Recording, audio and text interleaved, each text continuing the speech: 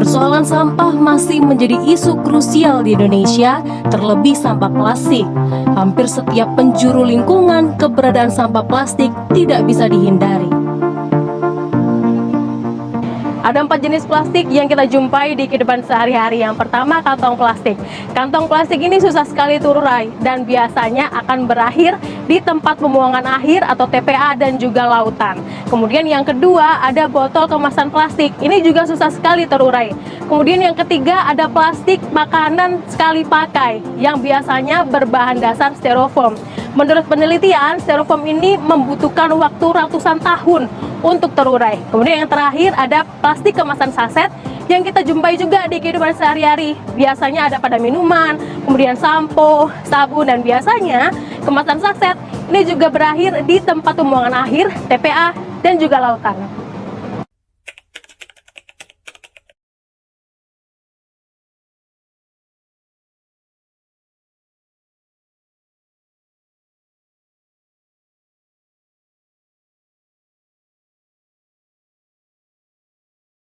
Panen raya jagung bersama Menteri Pertanian dilakukan oleh Dinas Pangan dan Pertanian Kabupaten Sidoarjo. Panen raya jagung ini berlokasi di Dusun Pulau Lancing, Desa Kedung Sukodani, Kecamatan Balongbendo, Kabupaten Sidoarjo.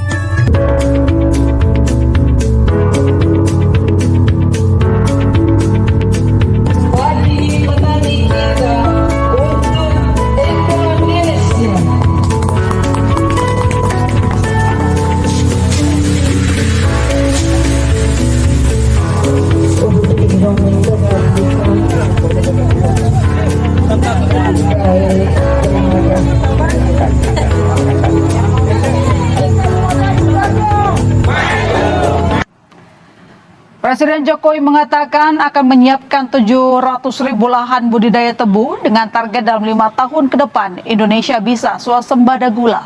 700.000 lahan tersebar di sejumlah daerah Indonesia, mulai dari Jawa Timur, Jawa Tengah, dan Jawa Barat. Saat ini baru tersedia 180.000 hektar lahan untuk menanam tebu.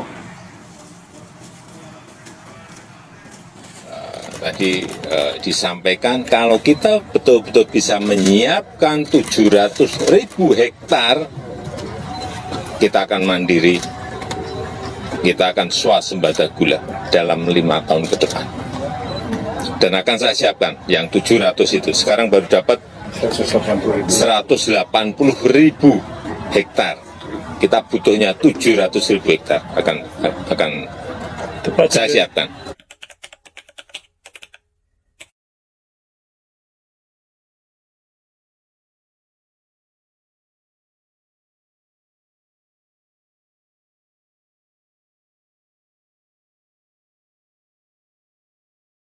Masa depan bumi kita seringkali ditentukan oleh bagaimana kita memandang apa yang tersisa hari ini.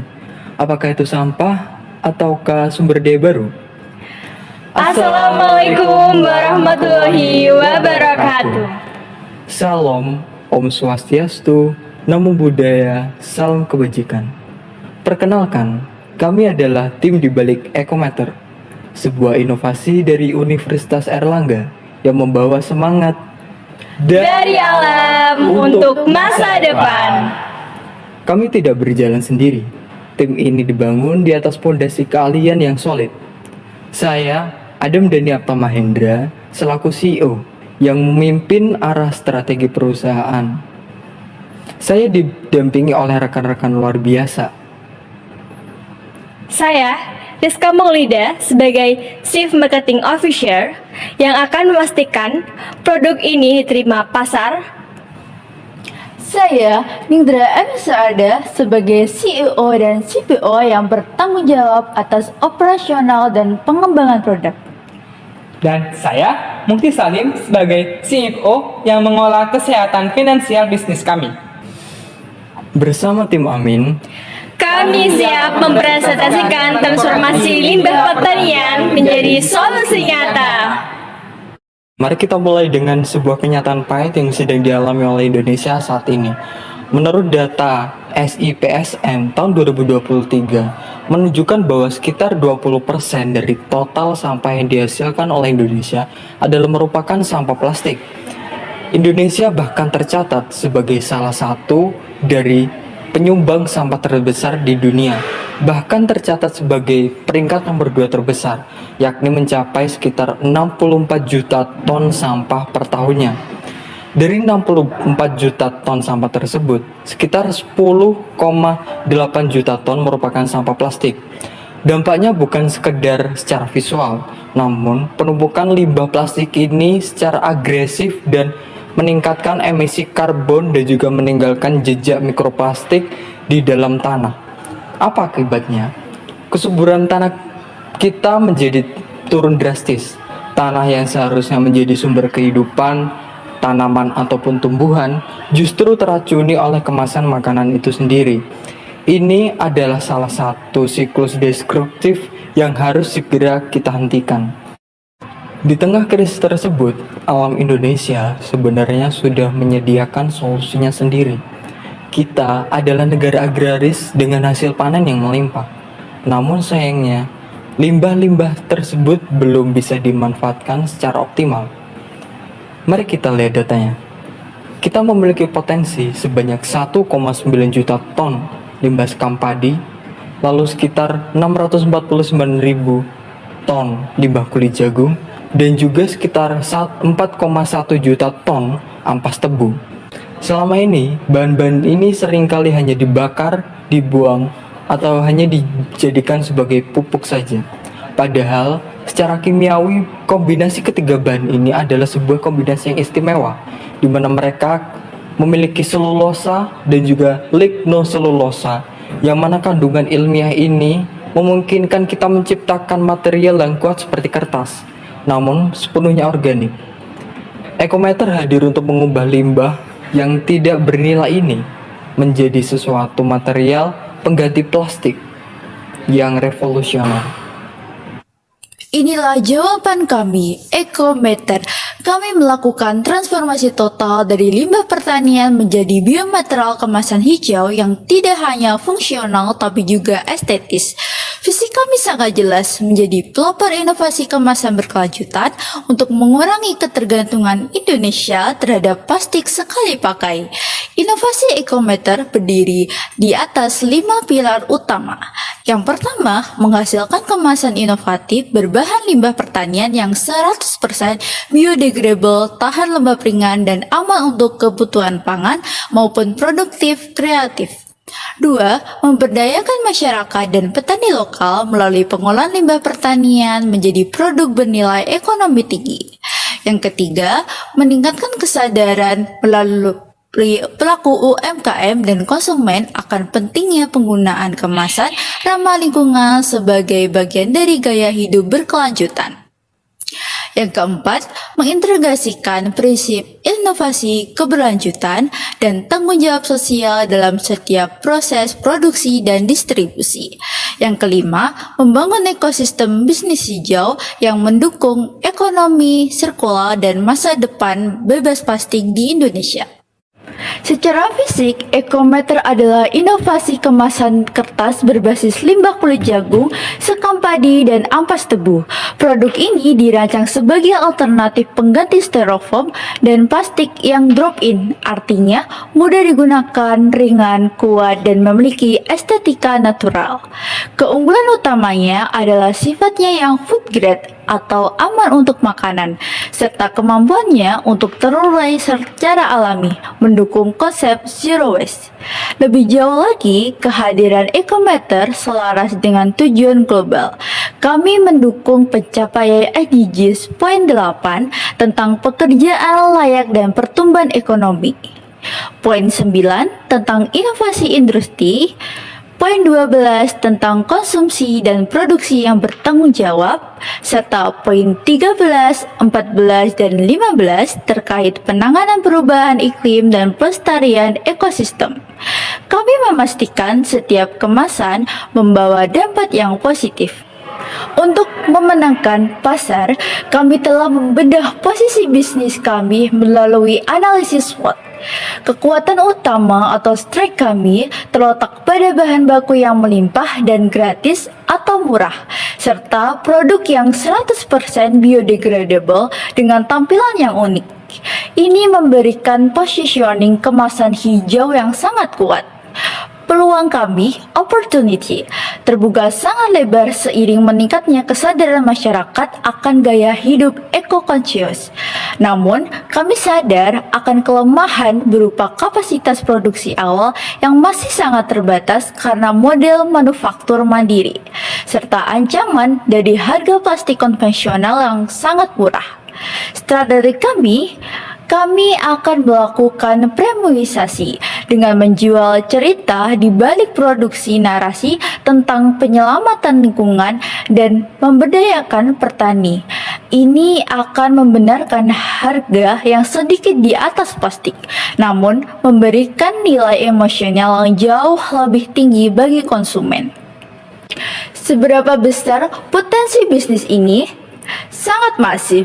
Jika kita melihat total addressable market atau TAM, terdapat 6 juta UMKM F&B di seluruh Indonesia yang merupakan calon pengguna potensial kemasan kami. Mempersempit fokus ke wilayah operasional awal kami, Serviceable Available Market atau SAM, kami adalah 55.000 UMKM kuliner di kota Surabaya. Dari angka tersebut, kami menargetkan Serviceable Obtainable Market atau SOM yang realistis di tahap awal, yaitu menjangkau 200 hingga 500 UMKM atau sekitar 0,5 hingga 1% dari pasar Surabaya. Bahkan untuk early adopter atau pengguna mula-mula, kami optimis dapat menggait 10 hingga 50 pelaku usaha strategis yang siap menjadi mitra pertama kami. Pasar ini nyata dan siap untuk digarap. Fokus strategi kami terangkum dalam bauran pemasaran 4P. Pertama, produk. Ecometer dihasilkan melalui riset mendalam melalui pembersihan, penggilingan hingga pressing bertekanan tinggi untuk menjaga kualitas dan higienitas. Kedua, price. Kami menetapkan harga dan berpijak pada pertimbangan yang wajar mulai dari Rp1.000 per unit. Kami juga menyediakan opsi grosir dan bundling agar lebih hemat bagi UMKM. Ketiga, please. Distribusi dilakukan secara hybrid, B2C melalui marketplace seperti Tokopedia dan Shopee. Sementara B2B dilakukan melalui pendekatan langsung ke kafe dan restoran ataupun sejenisnya. Keempat, promotion. Fokus kami adalah edukasi dan storytelling sehingga kami menggunakan media sosial untuk menunjukkan proses pengolahan limbah menjadi produk bernilai, serta berkolaborasi dengan konten creator untuk memperluas jangkauan. Strategi pemasaran kami dirancang tajam melalui analisis STP. Secara geografis, kami berfokus pada area perkotaan seperti Surabaya, Bandung, dan Jakarta, di mana kesadaran lingkungan sudah terbentuk. Secara demografis, kami menyasar segmen produktif usia 20 hingga 45 tahun, termasuk pelaku UMKM dan komunitas kreatif. Targeting kami terbagi menjadi dua, yakni B2B untuk kafe, bakery, dan perusahaan dengan program CSR, serta B2C untuk konsumen individu yang mendukung gerakan Zero Waste. Position kami adalah kemasan hijau modern. Kami ingin Ecometer dikenal bukan hanya karena ramah lingkungan, tetapi karena produk ini estetis, fungsional, dan menjadi simbol status bagi bisnis yang peduli pada keberlanjutan lokal. Kualitas produk bahan baku dimulai dari sumber rantai pasok yang melibatkan langsung para petani. Kulit jagung kami ambil dari petani di Kabupaten Sidoarjo, sekam padi dari sentra penggilingan di kota Surabaya dan Kabupaten Sidoarjo, serta ampas tebu dari pabrik gula di Kabupaten Mojokerto. Proses produksi Ecometer berjalan secara sistematis, dimulai dari pengumpulan bahan baku, pengeringan untuk mengurangi kadar air, pencacahan, dan penggilingan hingga menjadi pulp atau bubur kertas. Selanjutnya, pulp dicetak menggunakan mesin pressing bertekanan tinggi untuk membentuk kemasan yang kokoh. Tahapan terakhir adalah quality control yang ketat sebelum produk dikemas dan didistribusikan.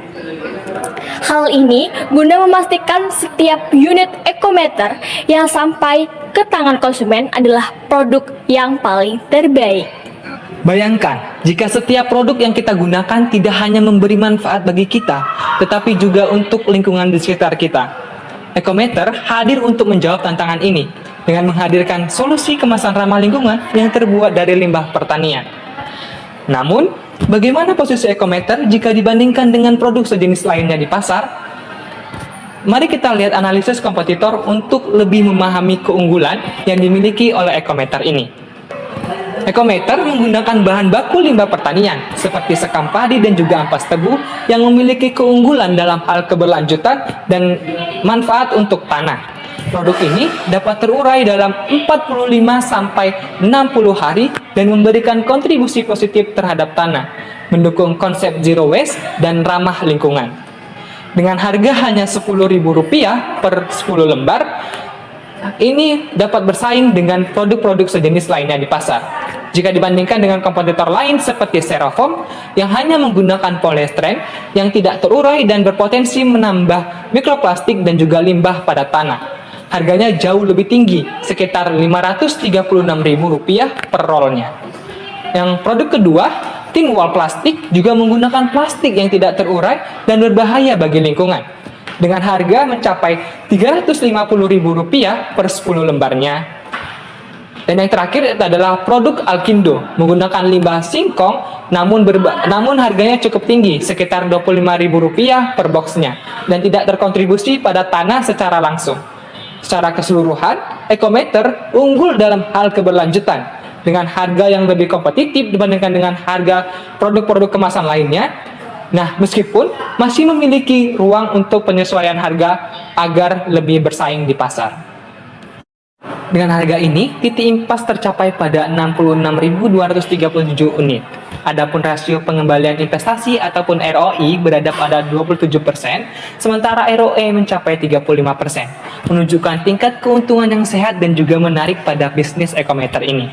Selanjutnya, pada bagian proyeksi pendapatan, kita dapat melihat bahwa pendapatan meningkat signifikan dari tahun ke tahunnya. Pada tahun pertama, pendapatan berada pada kisaran Rp90 juta, kemudian naik di tahun kedua dan mencapai lebih dari Rp150 juta pada tahun ketiga. Dia meningkat, namun tidak secepat dengan kenaikan pendapatannya. Ini menunjukkan bahwa adanya pertumbuhan usaha yang positif dan berkelanjutan.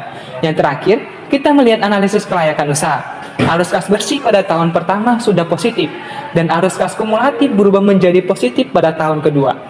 Hasil analisis menunjukkan bahwa NPV usaha ini mencapai Rp50.236.000, yang berarti usaha ini layak untuk dijalankan. Internal Rate of Return atau IRR mencapai 57%, jauh di atas tingkat pengembalian minimum yang umumnya digunakan pada industri-industri lainnya. Selain itu, payback period hanya 1,9 tahun, sehingga modal dapat kembali dalam waktu kurang dari 2 tahun saja.